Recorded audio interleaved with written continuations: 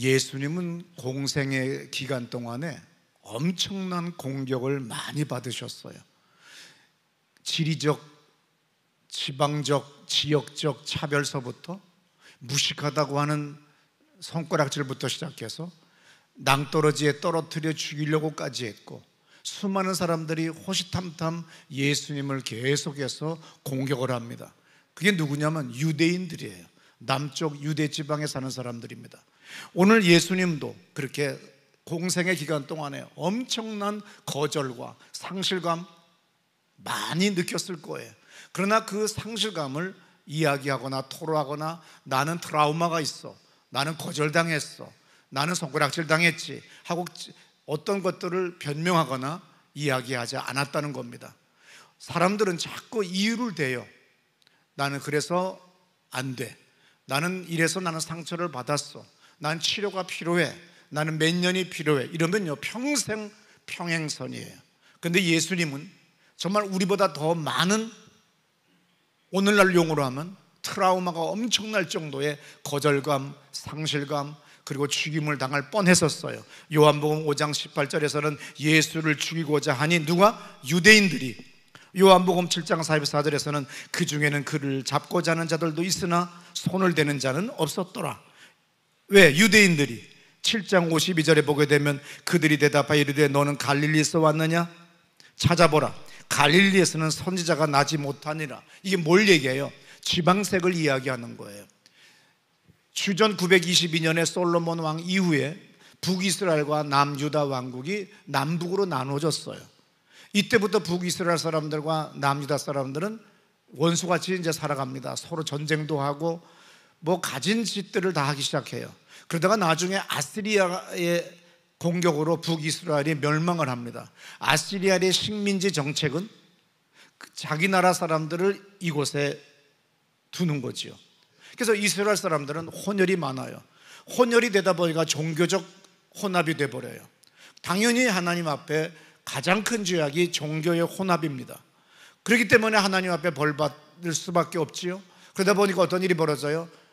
남유다 사람들은 니들은 그래서 나라가 망하고 저주받았다 하지만 130 몇 년, 150년인가 안 돼서 새로운 신흥제국 바벨론에 의해서 이 남유다 왕국도 망해가지고 없어져 버려요. 어떻든 간에 이렇게 나라가 망했을 때에 언젠가 다시 수룹바벨을 통하여 제2성전이 건축되고 이제 유다 사람들이 돌아오기 시작할 때 이스라엘 사람들, 지금의 예루살렘 북쪽 사마리아 그리고 지금의 갈릴리 호숫가에 있는 이 지역의 북쪽 사람들을, 유다 사람들은, 유대인들은, 유다가 뭐야? 중국 사람들은 한문으로 유태라고 써요. 그래서 유태인이라고 얘기하죠. 그래서 이 유태인은 오늘날의 남유다 사람을 이야기해요. 이 사람들은 뭐합니까? 북이스라엘 사람들도 같은 종족이지만 니들은 사마리아 사람들, 너희들의 그 당시 수도, 그리고 너희 북쪽 사람들은 샹놈이야, 이런 식으로 얘기하는 거예요. 그러니까 너희들하고 상종하면 우리는 타부 시대에서 우리가 더러워져, 취해져, 이런 식으로 해서 이스라엘 사람들은, 남유대 사람들은 사마리아 지역을 관통해서 북쪽을 가는 것이 아니라 사마리아 지역을 피해서 가는 거죠. 부산 가려면 굳이 대전으로 가면 될 거를, 안동으로 가면 될 걸 굳이 전라도로 해서 저 동해 남부 고속도로로 해가지고 돌아가요. 왜? 저것들 사마리아 사람들하고 상종하지 않겠다는 얘기입니다. 왜? 우리가 더러워진다, 내 영혼이 더러워진다고 하는 그런 타부를 가지고 있는 거예요. 그래서 예수님도 뭐라고 해요? 지역적 차별을 받는 거예요. 너 갈릴리 사람 아니야? 너 저쪽 아니야? 뭐 이런 식이죠. 그래서 우리가 유대 전승과 북이스라엘 전승을 공부해야만이 성경을 이해할 수 있는데 사람들은 무조건 믿어버려요. 무조건 그냥 암기만 해버리니까 성경 이해 자체가 안 되는 겁니다. 누가복음 4장 29절에 보게 되면 동네 밖으로 쫓아내서 예수님을 낭떠러지로 밀어버리려고 그래요. 요한복음 1장 46절에서도 뭐라고 합니까? 나다넬이 이렇게 말합니다. 나사렛에서 무슨 선한 것이 날 수 있겠어? 아예 지역적 차별을 크게 해버리는 거죠. 예수님이 나사렛에서 태어나셨다는 거죠. 거기 출신이라는 거예요. 당연히 베들레헴에서 태어났고 나사렛에서 자라셨고, 그리고 사역은 갈릴리예요. 그리고 그분이 마지막 십자가에 못 박혀 인류의 죄를 대속하기 위하여 십자가에서 돌아가 죽으실 때는 성경의 말씀에 응하기 위하여, 요한복음에 응하기 위하여, 누가복음에 응하기 위하여라고 하는 단어가 계속 나옵니다. 아주 중요한 거죠. 그래서 예루살렘에서 십자가에 못 박혀 돌아갔어요. 요한복음 18장 32절을 들어보세요. 이는 예수께서 자기가 어떠한 죽음으로 죽을 것을 가리켜 하신 말씀을 응하게 하려 함이로라. 19장 28절입니다. 그 후에 예수께서 모든 일이 이미 이루어진 줄 아시고 성경을 응하게 하려 하사 이르시되 내가 목마르다 하시니 36절입니다. 이 일이 일어난 것은 그 뼈가 하나도 꺾이지 아니하리라 한 성경을 응하게 하려 함이라. 네, 오늘 주보에 본문이 나와 있습니다. 1절에 오늘 본문에 초막절 절기가 나오죠. 그 후에 예수께서 갈릴리에 다니시고 유대에서 다니려 아니하심은 유대인들이 죽이려 함이라. 유대 땅에서는 다니지 않으려고 했어요. 왜? 유대인들이 죽이려고 하니까. 근데 2절에 다 같이 읽어요. 유대인의 명절인 초막절이 가까운지라. 우리가 어떤 절기가 나온다든지 이런 것이 있으면 한번 동그라미를 쳐보고 생각해 봐야 돼요. 오늘 신약 성경에는 초막절이라고 하는 이 구약시대 때 하나님께서 지키라고 한 절기 중에 초막절도 중요한데, 이 초막절이 한 번 등장해요. 한 번 등장하니까 이건 중요한 거예요. 초막절 전과 초막절 기간 동안에 예수님은 지금 여기서 사역을 하고 계세요. 그런데 예수님의 가족들까지, 형제들까지도 예수님에 대해서 믿지를 않아요. 3절부터 예수의 형제들이 예수께 이곳을 떠나 유다로 가서 당신이 행하시는 그 훌륭한 일들을 제자들에게 보이세요. 당신이 그렇게 많은 병든 사람을 고치고 죽은 사람을 살리고 귀신을 내쫓으면 그 유대 지방에 가서 예루살렘에 가서 많은 사람 앞에서 보여봐. 보여보면 사람들이 와 감탄할 거 아니야. 뭘 그렇게 이게 숨어서 다녀? 그러면서 4절에 널리 알려지려면 숨어서 일해서는 안 됩니다. 이런 훌륭한 일들을 할 바에는 자신을 세상에 드러내는 것이 좋겠습니다 하고 권하였다. 이렇듯 예수의 형제들조차도 그분을 믿지 않았던 것이다. 저는 공동번역으로 읽었어요. 예수님이 대답을 합니다. 요한복음 7장 6절에서 뭐라고 하냐면 9절까지 여기서 때라고 하는 거, 하나님의 때, 누구의 때 할 때 그 때라고 하는 게 딱 3번 등장하는데, 이때 때는 호라, 카이로스, 크로노스. 때라고 하는 단어는 3가지로 크게 표현돼요. 호라라고 하는 단어가 있고, 카이로스라고 하는 게 있고, 크로노스, 이거 연대기적인 때를 얘기하고, 카이로스와 호라는 하나님이 딱 정한 때, 하나님이 감동을 줬을 때 지금 기도해야 되지 내일 하겠습니다 하면 감기 걸려서 못할 수도 있어요. 하나님이 감동 준 때가 있어요. 헌금할 때가 있고 철회할 때가 있어요. 예배 드릴 때가 있어요. 그거 내일로 미루면 안 되는 겁니다. 그러면 그 다음 것이 막히는 거잖아요. 그래서 그 하나님의 그 정확한 그 계획 안에 우리가 걸어가야 되는 거죠. 그래서 호라, 카이로스, 크로노스, 이 3가지가 있는데, 오늘 여기서는 카이로스라고 하는 단어로만 요한복음에 딱 3번 카이로스라고 하는 단어가 3번 써졌는데, 여기에서만 3번이 써졌어요. 왜? 카이로스라고 하는 단어는 당연히 하나님의 때, 하나님의 결정적인 시간, 하나님이 요구하는 시간, 우리가 결단해야 될 시간, 바로 그 때를 얘기해요. 그런데 호라라고 하는 단어도 있어요. 그래서 다른 성경에서는 호라라고 하는 단어도 쓰여져요. 그런데 우리가 북한은 남한과 단어가 달라요. 표현 양식이 다릅니다. 그래서 뭐라고 합니까? 우리 상호 존중하며 삽시다. 그럴 것을 북한에서는 뭐라고 그랬죠? 호상하며 삽시다 이래요. 평양냉면, 우리는 그렇게 얘기하지만 피양냉면이 역시야 맛있다는, 똑같은 단어지만 뜻이지만, 이 사람이 피양냉면 이렇게 발음하는 걸 보고 이 사람이 북쪽 사람이네, 평양 사람이네 이렇게 얘기할 수 있듯이, 그가 그의 글이나 그의 말 속에서 나오는 특별한 명사, 단어 이런 것들을 보게 됐을 때 이 사람이 어느 전승, 어느 전통 속에 살고 있다고 하는 걸 알고 있듯이, 특별히 예수님은 오늘 여기에서 특별히 요한복음 저자는 여기에서 카이로스라고 하는 단어를 3번 연이어 쓰고, 요한복음 그 외의 때라고 하는 데에서는 절대로 다른 단어, 호라라든지 크로노스라든지 하는 다른 단어를 쓰고 있다고 하는 것을 우리가 알아야 돼요. 왜 예수님은 그걸 썼을까요? 나의 때가 아직 안 됐어. 그래서 6절부터 들어보세요. 예수께서 이르시되 내 때는 아직 이르지 아니하였거니와. 예, 하나님이 결정을 하라고, 하나님이 행동하라고 한, 하나님이 시작하라고 한 그 때 카이로스는 아직 아니야. 그 다음, 너희 때는 늘 준비되어 네, 있느니라. 너의 카이로스, 너희들의 카이로스는 늘 돼 있겠지. 7절, 세상이 너희를 미워하지 아니하되 나를 미워하나니 이는 내가 세상의 일들을 악하다고 증언함이라. 너희는 명절에 올라가라. 내 때가 아직 차지 못하였으니 나는 이 명절에 아직 올라가지 아니하노라. 당연히 이스라엘 사람들은 예루살렘에 절기가 있으면 가장 중요한 절기 중에 하나가 초막절이니까 다 예루살렘에 올라가요. 근데 너희들은 올라가라. 너희들은 당연히 크로노스의 삶이야. 너희들은 그냥 당연히 연대기적 시간에 절기를 맞이해서 가야 되는 거니까 당연히 가. 그러나 하나님은 나에게 가라는 말씀하지 않았어. 그래서 내 때가 이르지 않았어. 나의 카이로스가 아니야. 예수님이 아주 분명하게 얘기합니다. 우리는 격파할 줄 아세요? 태권도 좀 배울 줄 아세요? 그러면 옛날에 김태형 목사님 아들 둘이 7살, 5살 때 태권도장 갔다 오다가 교회 로비에서 만났어요.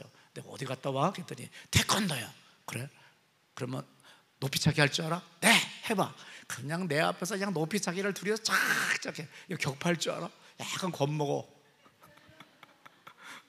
그렇지만 또 웬만한 남자들은 10대 애들 같으면 격파할 줄 알면 괜히 격파하다가 지 손에 피만 묻히죠. 사람들이 선동할 때, 사람들이 은근히 환경을 조성하면서 이렇게 앞서게 할 때 여러분 절대로 주님께 물으셔야 돼요. 내 때입니까?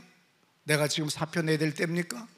사장이 혼내고 전무가 혼내고 과장이 혼내니까 얘 샹 하고서는 그냥 사표 어제 늘 지난 1년 동안 들고 다녔어. 사실은 오늘 그냥 문을 박차면서 던져버리고 나가는 그러기 직전에 다시 한번 깊이 숨을 몰아내시고, 성령님 이때이니까 오늘 내 이 회사를 문을 닫아야 될지 안 닫아야 될지 이때입니까? 하고 한번 다시금 물어보세요. 내가 지금 이것을 페이스북에 올려서 나의 이 분노를 온 세상 천하 만민에게 알려야 됩니까? 하고 깊이 숨을 내뱉고 다시 마신 다음에 물어보세요. 성령 하나님, 이때가 맞습니까? 그러면 아니에요, 사실은.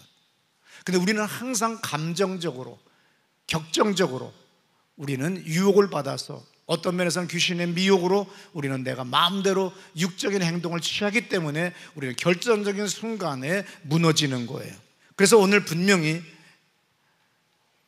북왕국 전통 하에 예수님은 북왕국 전통의 이 언어를 쓰시면서 바로 어디서 이 말씀을 하셨어요? 갈릴리에서 하셨다는 거예요. 그럼 예수님은 누구에게 관심이 있어요?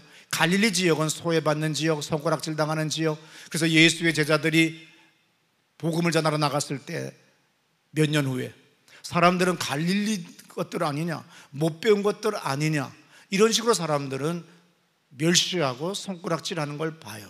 그래서 예수님의 제1성이 때가 찼고 이르렀으니 내가 너희들에게 얘기한다.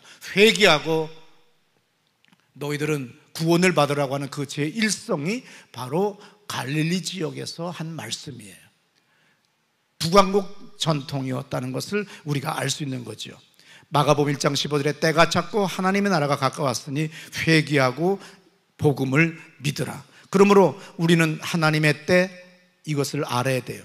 앙리 까르띠에 브레송이라는 사람이 이런 말을 했어요. 매 순간은 결정적 순간이다 그랬어요. 전도서 3장에서 이런 말씀을 했습니다. 천하의 범사가 기한이 있고 모든 목적이 이룰 때가 있다고 그랬어요. 그래서 하나님의 카이로스를 놓치지 말아야 됩니다. 신앙생활이 뭐예요? 하나님의 때를 분별할 줄 알아야 돼요. 그리고 그 때에 맞춰서 한마디 한마디 우리가 할 수 있어야 됩니다. 잠언 25장 11절에 경우에 합당한 말은 아로새긴 은쟁반의 금사관이라. 나의 목적을 위하여 하는 것이 아니죠. 우리가 수사학을 공부해요. 그럼 수사학은 뭐예요? 나의 목적을 위하여, 나의 이익을 위하여, 나의 목표를 위하여 나의 언어를 내가 의도적으로 하는 것, 그게 수사학이에요. 뭐 어려울 것 하나 없습니다. 그래서 우리는 결정적인 순간에 하나님 안에 우리가 있고, 또 우리는 덕스러운 삶을 살아야 되기 때문에 결정적인 순간에 이 말을 해야 될 것인가 안 해야 될 것인가를 때를 물어보라는 거예요. 이것이 지혜고, 이것이 총명이고, 이것이 바로 축복으로 가는 첩경인 걸 믿으시기 바랍니다. 가족 형제들이나 그 예수의 제자들은 하나님의 섭리를 몰라요. 그래서 마귀짓을 합니다. 마태복음 16장 23절에 보면 이런 말씀이 있잖아요. 예수께서 돌이키시며 베드로에게 이르시되 사탄아 내 뒤로 물러가라. 예, 오늘 베드로는 분명히 예수님에게 예수님을 위한 말씀이에요.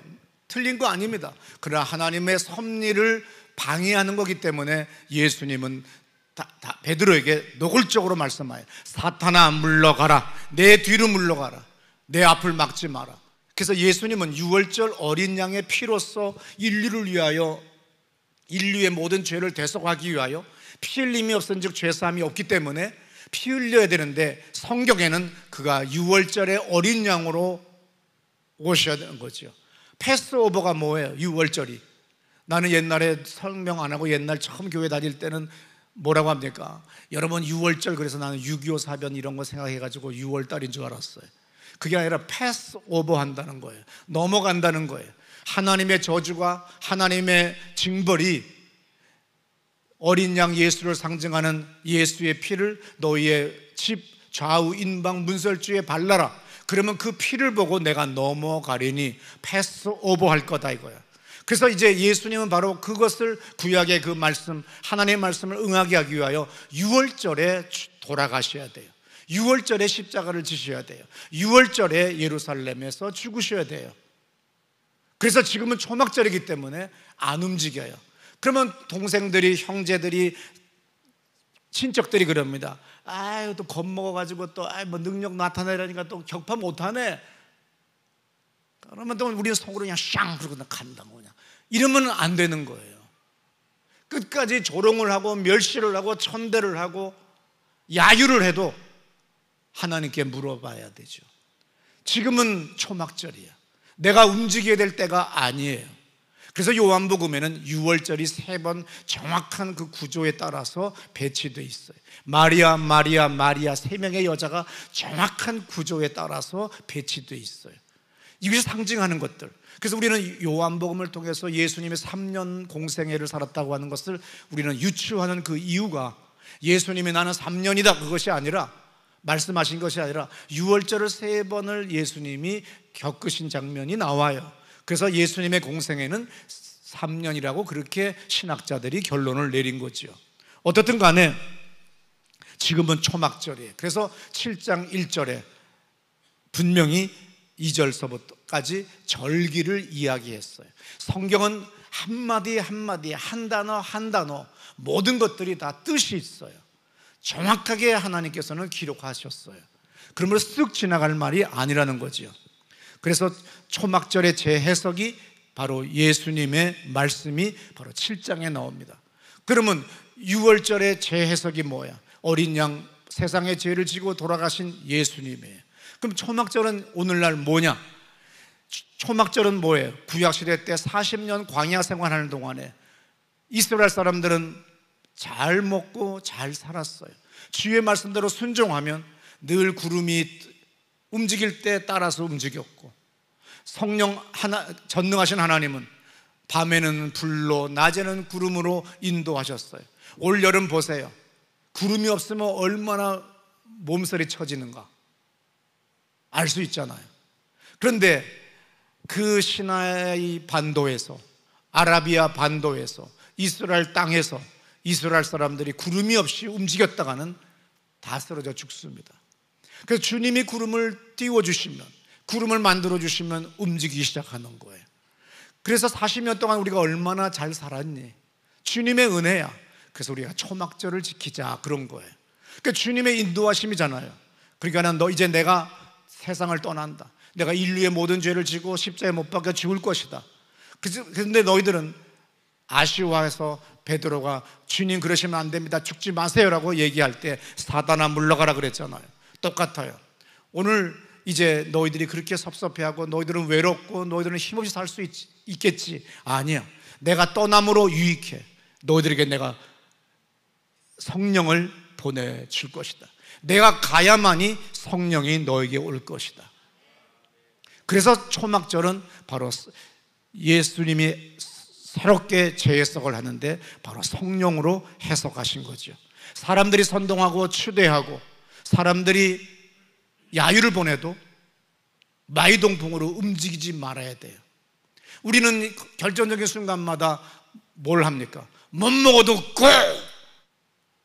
우리는 철저하게 못 먹어도 고가 아니라 먹을 수 있지만 다시 한번 곤지를, 그래서 그냥 수많은 사람들이 막 야유를 보내고 막 해도 끝까지 마지막 그 카드를 마지막까지도 화투를 내려놓으면 내가 이기는 건 사실이지만 그래도 신중하게 해야지. 그냥 못 먹어도 고니까 있지도 않은 재산 마누라만 고생시켰던 거 우리 알잖아요. 전도서 3장 1절에 이런 말씀이 있어요. 8절까지 들어보세요. 범사에 기한이 있고 천하 만사가 다 때가 있나니 날 때가 있고 죽을 때가 있으며 심을 때가 있고 심은 것을 뽑을 때가 있으며 죽일 때가 있고 치료할 때가 있으며 헐 때가 있고 세울 때가 있으며 울 때가 있고 웃을 때가 있으며 슬퍼할 때가 있고 춤출 때가 있으며 돌을 던져버릴 때가 있고 돌을 거둘 때가 있으며 안을 때가 있고 안는 일을 모든 것들이 다 때가 있습니다. 그렇기 때문에 주의 성령의 늘 인도를 받아야 돼요. 세상 소리에 귀 기울이지 마세요. 예수님 같이 지금은 초막절이야, 지금은 유월절이 아니야, 내가 나서야 될 때가 아니야. 얼마나 놀라워요. 왜냐하면 사람들이 예수님을 손가락질합니다. 너 배운 게 없잖아. 갈릴리에서 무슨 그런 것이 나올 수 있겠어. 왜냐하면 모든 유대인들은 6살 때서부터 회당에서 율법을 공부합니다. 그 다음에는 초등교육, 중등교육, 고등교육이라고 해서 이것은 예루살렘에서 배우는데 예수님은 이런 교육을 받지를 않았다고 성경에도 분명히, 그러니까 배우지 않았다 한 것이 아니라 그 내용 자체가 없으면 없는 거예요. 그래서 이 초등, 중등, 고등을 안 하고 그냥 기초 회당에서 우리가 들은 것밖에는 없는 겁니다. 근데도 예수님은 서기관들과 같이 않더라 그랬어요. 그리고 거기는 권세가 있었고 귀신이 소리를 지르며 도망가고 죽은 사람이 살아나는 놀라운 역사를 일어납니다. 왜 서기관과 같지 않고 권세가 있었느냐? 요한복음 8장 28절에 예수는 하나님의 말씀만 듣고 전했기 때문이에요. 그래서 이 초등교육이 서책의 집이고 고등교육이 설명의 집, 그리고 전문교육이 연구의 집이에요. 이 세 개의 교육을 예수님 받지 않고 오직 회당교육, 모든 사람들이 다 할머니까지 다 듣는 회당교육까지 받지 않았지만 그분은 늘 아버지 하나님의 음성을 듣는 겁니다. 7장 16절부터 17절의 말씀을 들어보세요. 예수께서 대답하여 이르시되 내 교훈은 내 것이 아니요 나를 보내신 이의 것이니라. 사람이 하나님의 뜻을 행하려 하면 이 교훈이 하나님께로부터 왔는지 내가 스스로 말함인지 알리라. 항상 이게 주님의 감독인지 내 육의 성질인지 귀신이 준 마음인지 이거 좀 구별 좀 하고 하라는 거죠. 이 싸움에 이길 수 있는 건지 없는 건지 하라는 거예요. 요한복음 7장 7절부터 9절입니다. 세상이 너를 미워하지 아니하되 나를 미워하나니 이는 내가 세상의 일들을 악하다고 증언함이라. 너희는 명절에 올라가라. 내 때가 아직 차지 못하였으니 나는 이 명절에 아직 올라가지 아니하노라. 이 말씀을 하시고 갈릴리에 머물러 계시니라. 7장 18절입니다. 스스로 말하는 자는 자기 영광만 구하되 보내신 이의 영광을 구하는 자는 참되니. 요한복음 5장 17절에서는 예수께서는 아버지가 일하니 나도 일한다. 근데 아버지가 일 안 하시면 나도 일 안 하는 거야. 아버지가 하라고 하면 해. 근데 아버지가 하지 말라고 하면 안 해. 일 안 하시면 안 해. 이게 철저한 거예요. 사람에게 인기를 얻으려고 나서지 않았다는 거죠. 요한복음 5장 19절입니다. 그러므로 예수께서 그들에게 이르시되 내가 진실로 진실로 너희에게 이르노니 아들이 아버지께서 하시는 일을 보지 않고는 아무것도 스스로 할 수 없나니 아버지께서 행하시는 그것을 아들도 그와 같이 행하느니라. 예, 요한복음 5장 36절부터 37절은 집에 가서 읽으세요. 요한복음 14장 10절 맨 끝에 보면 아버지께서 내 안에 계셔서 그의 일을 하시는 것이라. 그래서 예수님의 행동과 예수님의 말씀과 예수님의 모든 것들은 그 안에 계신 하나님이 아버지께서 함께하는 거예요. 그분이 초막절에 대해서 재해석하신 거죠. 바로 40년 광야에서 너희들은 잘 살았지 않았니? 안전했지, 평안했지. 그것은 바로 하나님의 은혜로 그렇게 된 거야. 이제 너희들은 성령 하나님이 오실 텐데 그분이 너희들을 초막절 구약시대 때, 광야시대 때 하나님이 함께 했듯이 함께 하실 거야. 그러니 너희들도 그분을 의지하고 살아라 하면서 초막절의 재해석을 오늘 예수님께서 하신 거죠. 14장 26절입니다. 보혜사 곧 아버지께서 내 이름으로 보내실 성령 그가 너희에게 모든 것을 가르치고 내가 너희에게 말한 모든 것을 생각나게 하리라. 모든 것을 그분이 가르쳐 주시고 생각나게 하기 때문에 귀를 기울이세요. 그리고 조용히 계세요. 그리고 그분의 하시는 일을 조용히 상상하면서 기다리시면 그분이 나에게 지혜와 총명으로 아니면 환경으로 어떤 사람을 통해서 또 말씀을 읽는 가운데서 또 아니면 설교를 듣는 가운데서 주님의 음성을 우리는 광의적으로 들을 수 있어요. 꼭 사운드나 보이스로 내 귀로만이 무엇이 들리는 것이 아니라 사실 이거로 들리는 건 거의 다가 귀신입니다. 주님의 말씀을 여러분들이 듣는 여러분 되시기를 축원합니다. 15장 26절입니다. 내가 아버지께로부터 너희에게 보낼 보혜사 곧 아버지께로부터 나오시는 진리의 성령이 오실 때에 그가 나를 증언하실 것이요. 그분은 예수를 증거하러 오셨어요. 예수를 알게 하셨어요. 예수를 깨닫게 해주세요. 그래서 그분의 인도를 받아야 예수의 그 넓고 높고 깊음을 우리가 알 수 있어요. 에베소서에서 사도 바울이 뭐라고 합니까? 그 주 안에서의 그 넓음, 우주보다 넓고 그 깊음, 이 세상의 우주의 어떤 것보다도 더 깊고 저 높음은 세상의 그 무엇으로 형언할 수 없을 만큼 주님 안에, 우리가 신앙이 없을 때는 예수는 너무 쪼잔하게 보이고 예수 믿는 사람들이 너무나도 쪼잔하게 보이고 너무나도 무력하게 보이지만 우리가 성령의 인도를 받아 우리가 그 말씀 안으로 들어가서 예수를 경험하게 되면 그분의 그 넓고 그분의 높고 그 깊음은 형언할 수 없어요. 그것을 경험할 때 진정으로 여러분들이 그리스도이심을 믿으시기 바랍니다. 그리스도인은 성령의 인도를 받는 거예요. 요한복음 16장 13절입니다. 그러나 진리의 성령이 오시면 그가 너희를 모든 진리 가운데로 인도하시리니 그가 스스로 말하지 않고 오직 들은 것을 말하며 장래일을 너희에게 알리시리니. 성령 하나님은 자기의 뜻을 우리에게 전하는 것이라 아버지 하나님의 태초부터 저 영원전부터의 모든 것들을 우리에게 가르쳐 주신다는 거예요. 요한복음 20장 22절에서 그래서 예수님은 우리에게 요한복음에 뭐라고 써 있어요? 그들을 향하여 숨을 내쉬며 이르시되 성령을 받으라 그랬어요. 성령을 받지 않으면 그리스도의 영이 없으면 그리스도인이 아니에요. 그래서 유다서 1장 20절에 이런 말씀이 있습니다. 성령으로 기도하라 그랬어요. 내 의지로 내 생각으로 나의 힘으로 기도하는 거 아니에요. 성령으로 기도를 하셔야 됩니다. 성령의 인도함을 받으셔야 됩니다. 이때 우리의 신앙이 성공적인 신앙이 돼요. 또 이 땅에 살아갈 때 주님께서 늘 함께 하심을 믿으시기 바랍니다. 우리 자리에서 일어나셔서 우리 한번 두 손 번쩍 들든지 우리 오른손 번쩍 들고 성령 하나님 환영합니다. 성령 하나님 환영합니다. 내 안에 오세요. 불같이 바람같이 덮어주세요. 이 땅에 이 예배당에서 함께 하시는 것을 경험하기 원합니다.